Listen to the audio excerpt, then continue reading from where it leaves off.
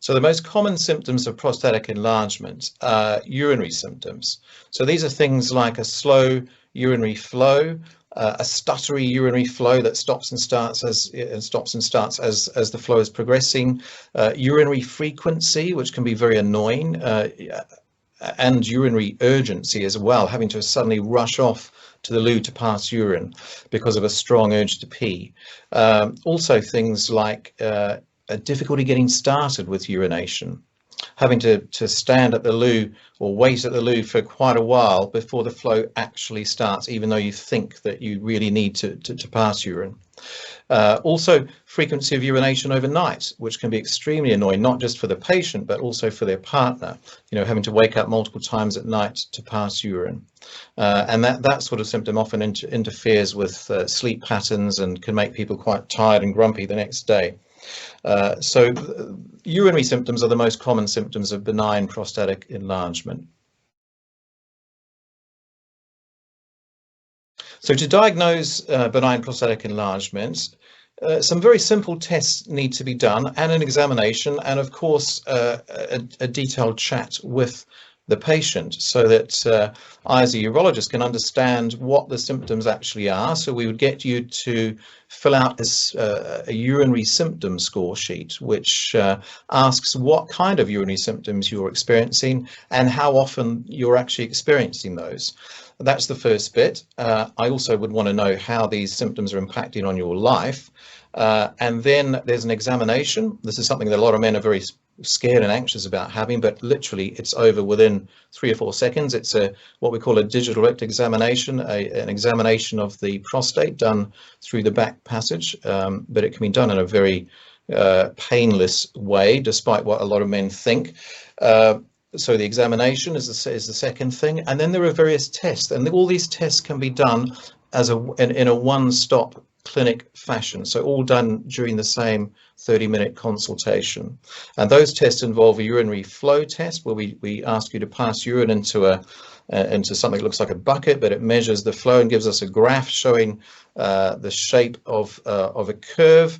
The curve on the flow test should look, if you're a teenager, like a very steep peak up and down, but if there's benign prostatic enlargement causing prostatic obstruction to the flow of urine, it looks more like a flat line. So that gives us a lot of useful information. And then we also do an ultrasound scan of the bladder very soon after urination, so we can detect how well the bladder is emptying. Often the examination of the prostate and sometimes a blood test, a PSA or prostate-specific antigen, are also done after discussing the pros and cons of the blood test with you as the patient. And if there's any abnormalities on the digital rectal examination of the prostate or the PSA blood test, then we often would go on and recommend a prostate MRI scan to have a really detailed look at how the prostate looks and whether there are any abnormalities within the prostate that we might recommend a prostate biopsy for to investigate further.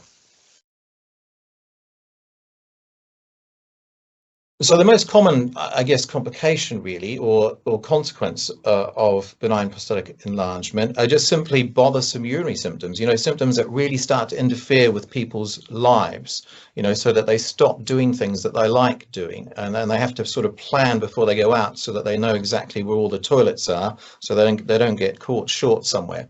But also there are some more serious potential complications if this condition is left untreated. Men can start to develop recurrent urinary tract infections if their bladder is not emptying, because the prostate is causing the bladder to retain urine. Sometimes if the prostate grows very large, it can start to bleed and there can be blood that appears in the urine. And I guess the ultimate complication of this condition is urinary retention, where men get to a point where usually quite suddenly they just can't pass urine at all. That's a very painful condition, and the only treatment for that is really for the man to be taken urgently to the A&E, local A&E department for a urinary catheter to be placed.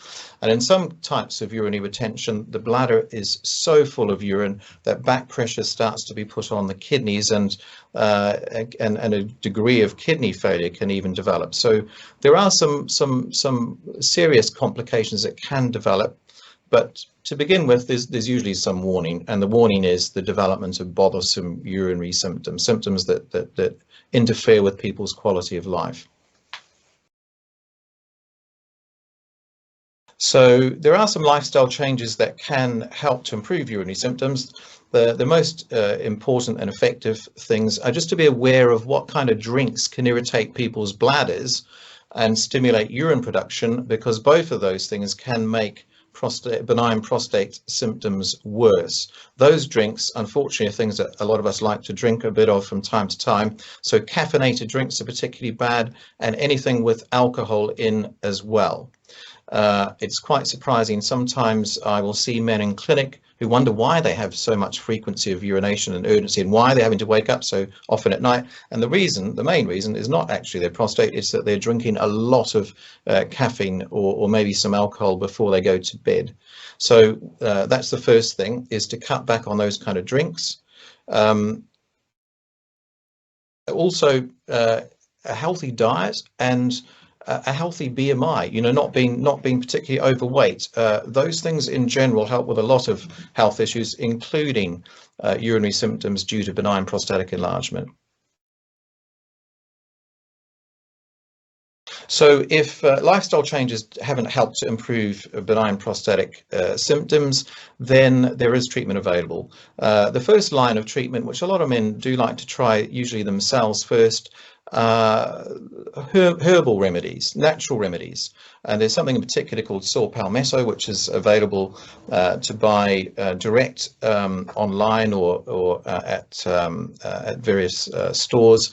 That is not as effective, I have to say, as the medications. So the next step would be formal prescription medications. We've got two types of tablets in general, one that relaxes the prostate to open the channel through the middle to improve the urination, and another that physically shrinks the prostate. Those tablets, though, can have side effects, so it's worth discussing those in detail, those medications with your GP or with a urologist before you start those.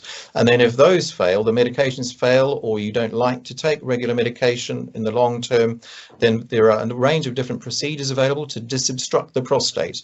These generally are quite minimally invasive these days, and I personally offer a range of different procedures, from the most effective prostate disobstructing procedure called HOLEP, holmium laser enucleation of the prostate, to something that has very few side effects, but is not quite as effective, called Urolift. And then there's something in between called Resume, which involves injecting steam into the prostate. But there are also other treatment options available, and it's well worth discussing treatment options for benign prostatic hyperplasia with a urologist who is experienced and specializes in that area.